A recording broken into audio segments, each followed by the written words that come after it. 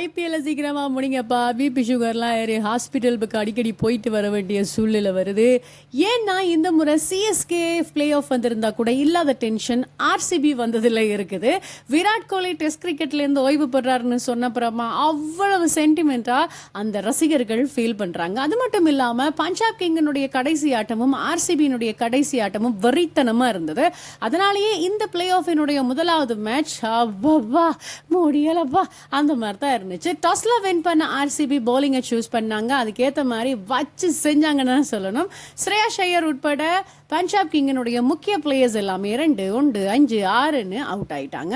அதுலயும் ஆர்சிபியினுடைய பவுலர்ஸ் 2 பேரை குறிப்பா சொல்லணும். சூர்யா சர்மா மற்றும் ஜோஷ் செம்மையா விளையாடி இருந்தாங்கன்னு சொல்லணும். அவங்களுடைய நிதானமான பவுலிங் டீமோட பக்குவமான ஃபீல்டிங்லேனா இது சாத்தியமாச்சது. தொடர்ந்து துடுப்படுத்தாட வந்த ஆர்சிபியில விராட் கோலியினுடைய ஆட்டத்தை பார்க்கறதுக்கு எல்லாருமே காத்திருந்தாங்க. 4 அடிச்சு கம் ஆன் விராட்னு சொல்லி முடிக்கல. 12 ரன் எடுத்துட்டு அவுட் ஆயிட்டாரு. அதுக்கப்புறமா இலங்கையில தாண்டா இல்ல சொல்லிட்டு இருப்பாண்ட ஆர்சிபியில் இந்த சோல்ட் அப்படின்னு 1000 ரன்ஸ் டாடா ஐபிஎல்ல வின் பண்ணி சோல்ட் அசால்ட் பண்ணிட்டாரு. அவர் ஒரு ஆள் தான் வன்மனாமியா இதை ஜெயிச்சு கொடுத்தாருன்னே சொல்லலாம். ஏன்னா 56 ஓட்டங்களை 27 போல்ஸுக்கு எடுத்திருக்காரு. 2 விக்கெட் இழப்புக்கு 106 ஓட்டங்கள். 10 ஓவர் முடிவுலையே மேட்சை முடிச்சுட்டு டாடா பாய் பாய் நேரத்தோட லைட் ஆஃப் பண்ணிட்டு போகண்டு ஃபைனலிஸ்ட் ஆயிட்டாங்க. ஆர்சிபி ஜெயிச்சிருங்க சாமி.